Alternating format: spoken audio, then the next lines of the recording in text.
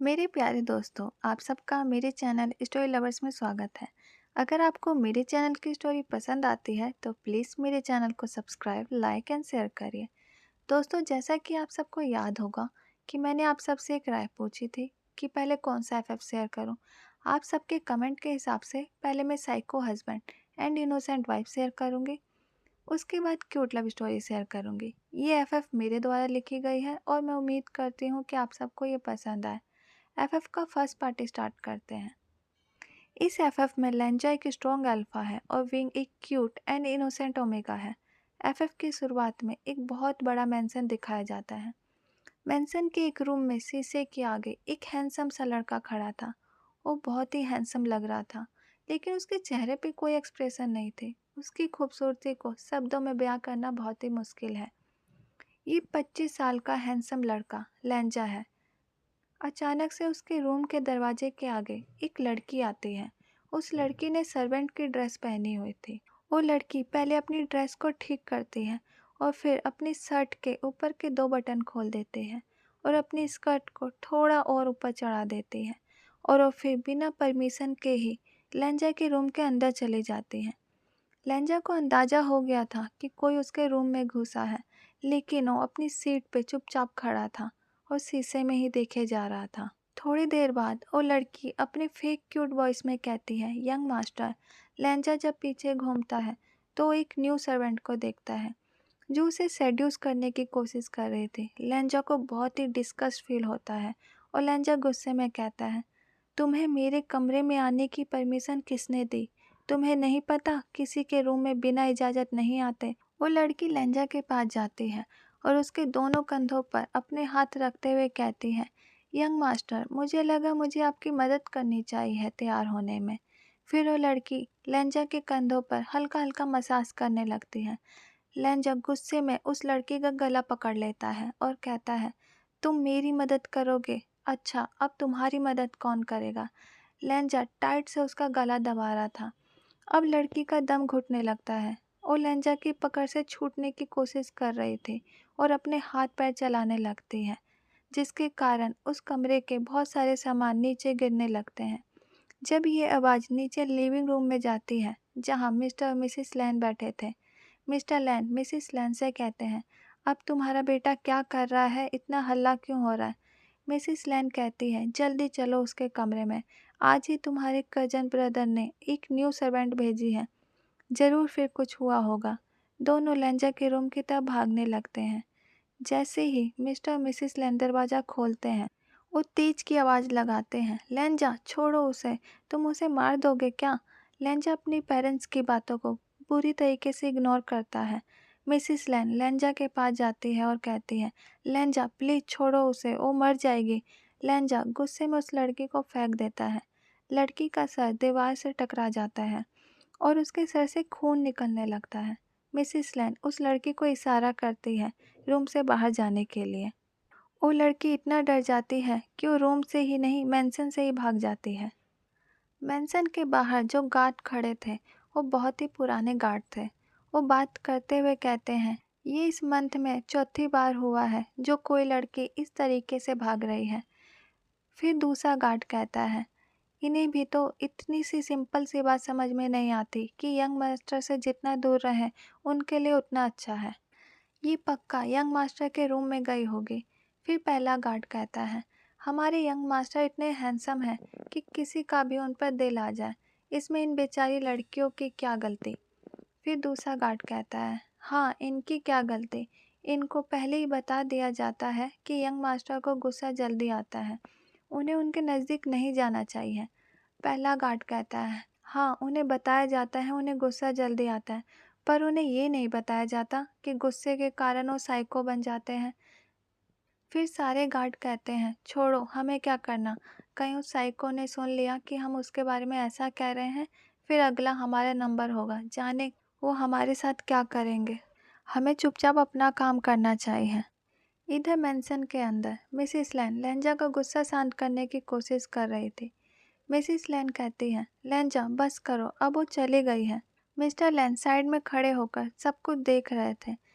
लेंजा अपनी मॉम से कहता है, मॉम मैं कितनी बार आपको बताऊं कि मुझे मेरे रूम में कोई नहीं चाहिए। उस लड़की की हिम्मत कैसे हुई मेरे रूम में आने की और मुझे टच करने की।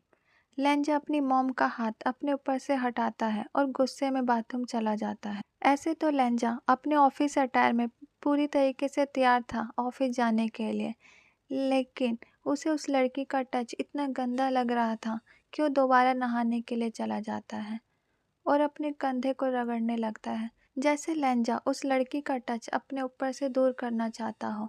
लेंजा अपने कंधे को इतनी बुरी तरीके से रगड़ता है कि वो पूरी तरीके से लाल हो जाता है। मिस्टर और मिसेस लैन लेंजा के रूम से बाहर निकल जाते हैं और लिविंग रूम में चले जाते हैं। उन्हें अपने बेटे के गुस्से के बारे में पता था। लेंजा बाथरूम से बाहर निकलकर दोबारा तैयार होता है, लेकिन इस बार उसका चेहरा पहले से भी ज़्यादा डार्क था और तैयार होकर सीधा ऑफिस के लिए निकल जाता है। लेंजा ब्रेकफास्ट भी नहीं करता, उसके पेरेंट्स भी उसे नहीं रोकते। उन्हें पता था जब भी ऐसा कुछ होता था वह बिना कुछ खाए चला जाता था। मिस्टर लैन मिसेस लैन से कहते हैं, तुम्हारे बेटे का गुस्सा दिन प्रतिदिन बढ़ता जा रहा है।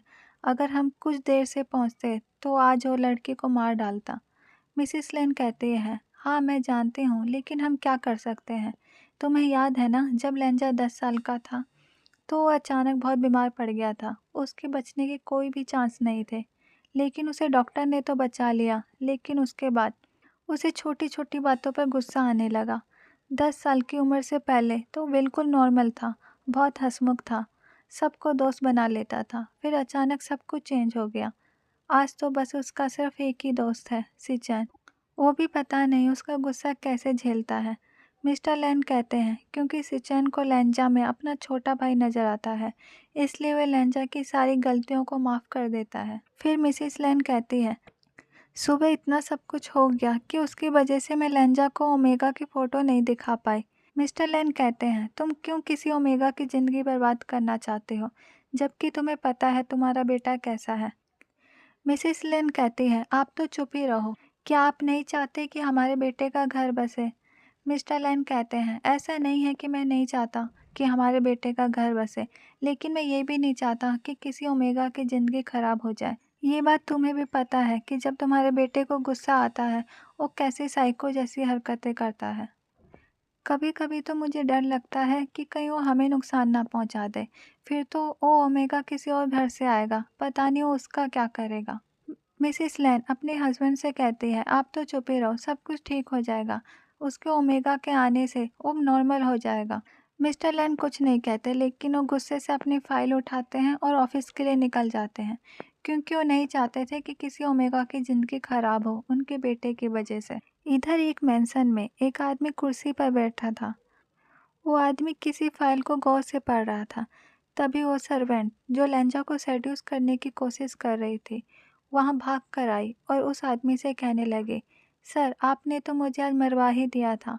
आपने मुझे क्यों नहीं बताया कि जिसकी निगरानी के लिए आपने मुझे भेजा है वो एक साइको है। आपने तो कहा था कि उसे गुस्सा जल्दी आता है। वो आदमी गुस्से से अपनी निगाहें उस सर्वेंट की तरफ करता है और कहता है कि मैंने तुम्हें सिर्फ निगरानी के लिए भेजा था। क्या तुम उसे सेड्यूस करने की कोशिश नहीं कर रहे थे? क्योंकि जब तक कोई उसके पास नहीं जाता वो साइको जैसी हरकतें नहीं करता, लेकिन ज़रूर तुम उसकी मर्जी के बिना उसके पास गए होगे। वो लड़की अपनी निगाहें नीचे कर लेती है, क्योंकि उसे पता था कि ये आदमी जो कह रहा है वो सही है। वो उसकी मर्जी के बिना उसके कमरे में गई थी। फिर वो आदमी गुस्से से कहता है, तुमसे एक छोटा सा काम नहीं हो पाया। मैंने सिर्फ तुमसे कहा था कि तुम दूर से उस पर नज़र रखो, लेकिन तुम्हें उसके पास जाने की जल्दी थी। तभी उसके रूम का दरवाज़ा खुलता है।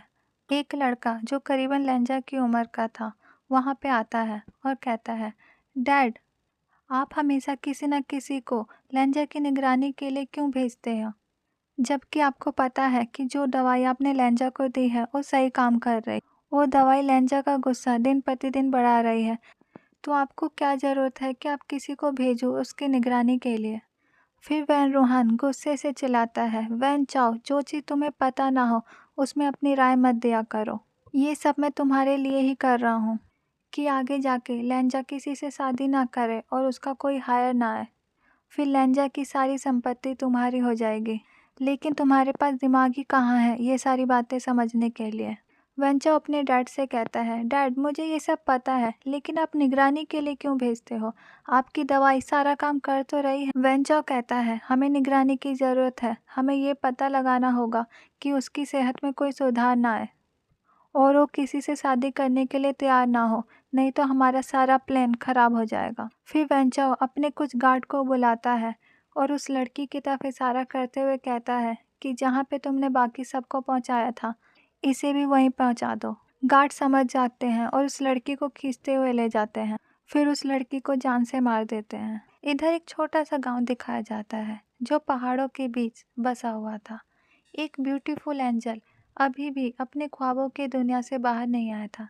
तभी उसके रूम का दरवाज़ा खुलता है और जियांग चैंग एक बाल्टी ठंडा पानी उस एंजल पर डाल देता है। विंग घबराते हुए उठता है और कहता है, जियांग गंगा, ये आपने क्या किया? जियांग चैंग गुस्से से चिल्लाता है, मैं तुम्हें सुबह 7 बजे से उठा रहा हूँ, लेकिन अब पूरे 11 बज गए हैं और तुम पूछ रहे हो कि मैंने क्या किया? अब तुम ही बताओ कि मैं तुम्हें और कैसे उठाऊं? तुम्हारे कहने पे मैंने तुम्हारा एडमिशन शहर में तो करा दिया, लेकिन मुझे नहीं पता तुम वहाँ पे हमारे बिना कैसे रहोगे, जो सुबह अपनी मर्जी से उठ भी नहीं सकता, जिसे उठाने के लिए इतनी मेहनत करनी पड़ती है।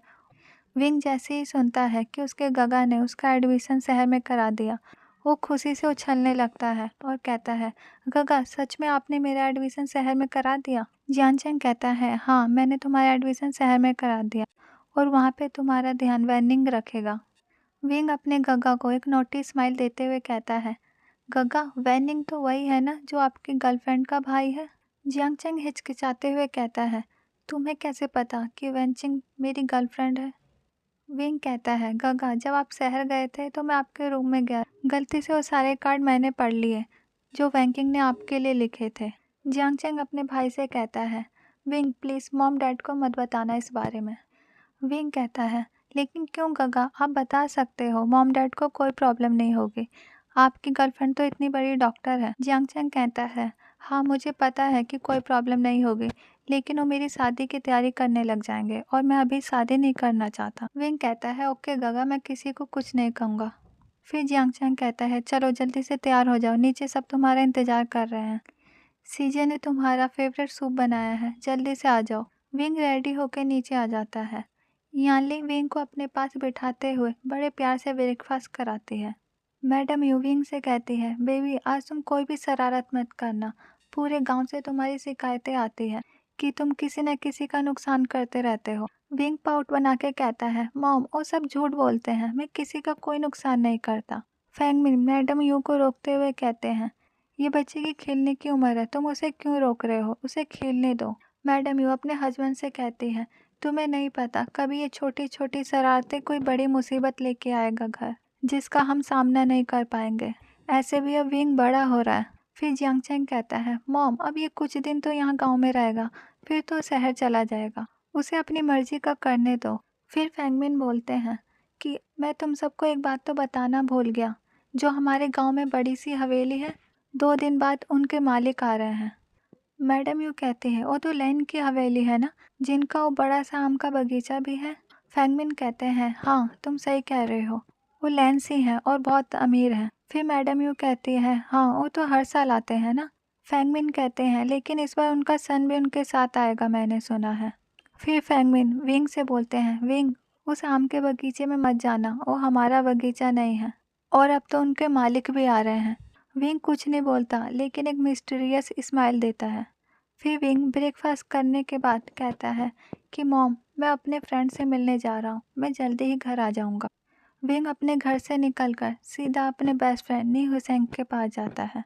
नी हुसैन विंग से बहुत प्यार करता था, लेकिन नी हुसैन ने कभी भी विंग को नहीं बताया कि वो उससे प्यार करता है। नी हुसैन चाहता था कि पहले वो विंग के काबिल बन जाए, उसके लिए बहुत सारे पैसे कमा ले, फिर वो उसे बताएगा कि वो उससे प्यार करता है और उसे ज़िंदगी की सारी खुशियाँ दे पाएगा। विंग भागते हुए नी हुसैन के पास जाता है और जाके उसके गले लग जाता है और कहता है, नी हुसैन मेरा एडमिशन शहर में हो गया। नी हुसैन खुश होता है और नी हुसैन कहता है, विंग मेरी जॉब एक बहुत बड़ी कंपनी में लग गई है और मैं कल ही शहर जा रहा हूँ। विंग पाउट बना के कहता है, नी हुसैन तुम मुझे छोड़ के जा रहे हो, नी हुसैन विंग के सर पे मारते हुए कहता है, बेवकूफ, तुम भी तो 2-3 दिन बाद चले जाओगे। विंग कहता है, चलो जाने से पहले मस्ती तो कर लें, उस बगीचे में चलते हैं और बहुत सारे आम तोड़ के लाएंगे। नी हुसैन विंग से कहता है, तुम कभी फंसवाओगे। विंग कहता है, इसमें फंसने की कौन सी बात है, हम किसी का कुछ चुरा थोड़ ना रहे हैं, हम तो सिर्फ पेड़ से आम तोड़ेंगे। नी हुसैन कहता है, लेकिन वहाँ पे जो गार्डनर बैठा रहता है ना, अगर उसने पकड़ लिया तो वो हमारी टांगे तोड़ देगा। विंग कहता है, तुम डरो मत, मैं हूं ना तुम्हारे साथ, और नी हुसैन को खींचते हुए बगीचे में लेके जाता है। दोनों बहुत सारी मस्ती करके अपने अपने घर चले जाते हैं। इधर लैन मैंसन में जब रात होती है, लैंजा ऑफिस से घर वापस आ जाता है। जब वो रेडी होके डाइनिंग टेबल पे डिनर करने के लिए आता है, उसकी मॉम उसके सामने बहुत सारी ओमेगा की फोटो रख देती है और कहती है कि अपने लिए कोई एक पसंद करो।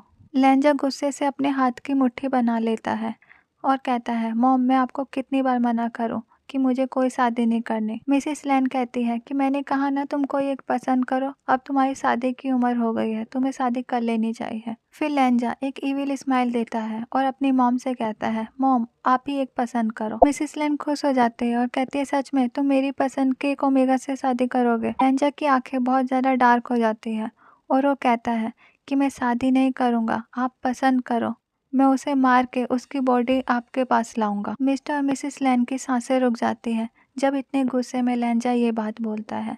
ऐसा कह के लैंजा गुस्से में अपने रूम में चला जाता। थोड़ी देर बाद जब मिस्टर लैन को होश आता है कि लैंजा क्या कह के गया, तो वो अपनी वाइफ से कहते हैं, मुबारक हो, पहले तो तुम्हारा बेटा एक साइको था, अब तो वो एक किलर भी बनता जा रहा है। फिर मिस्टर लैन भी गुस्से में अपने कमरे चले जाते हैं। मिसेस लैन को कुछ समझ में नहीं आता कि इन दोनों बाप बेटे को मैं कैसे समझाऊं। मिसेस लैन उठती है और वो लैंजा के कमरे में जाती है। मिसेस लैन लैंजा का दरवाज़ा खटखटाती है और अंदर आने की परमिशन मांगती है। लैंजा अपनी मॉम को परमिशन दे देता है, लेकिन अभी भी उसके चेहरे से गुस्सा साफ नज़र आ रहा था। फिर मिसेस लैन अपने सन से कहते हैं, तुम्हें शादी नहीं करनी ना तो मत करो, लेकिन तुम्हें मेरे साथ विलेज जाना पड़ेगा। लैंजा अपनी मॉम की तरफ देखता है और कहता है कि मेरी वहाँ जाने की क्या ज़रूरत है, आप तो सारा काम खुद संभाल लेते हो वहाँ का। मिसेस लैन कहती है कि वहाँ का माहौल बहुत अच्छा है, मैं चाहती हूँ कि इस बार तुम भी हमारे साथ चलो। लैंजा मना करना चाहता था, लेकिन फिर वो सोचता है कि अगर शादी से बचने के लिए उस गांव जाना पड़ेगा तो इसमें क्या बुराई है। फिर वो अपनी माँ को हाँ कह देता है कि मैं तैयार हूँ वहाँ जाने के लिए। मिसेस लैन कहती है कि हम कल सुबह ही गांव के लिए निकल रहे हैं, तुम अपनी तैयारी कर लो। मिसेस लैन लैंजा के रूम से चली जाती हैं और लैंजा गांव जाने के लिए अपनी पैकिंग करने लगता है। ओके गाइस, आज का पार्ट यहीं रखते हैं। Bye, thank you.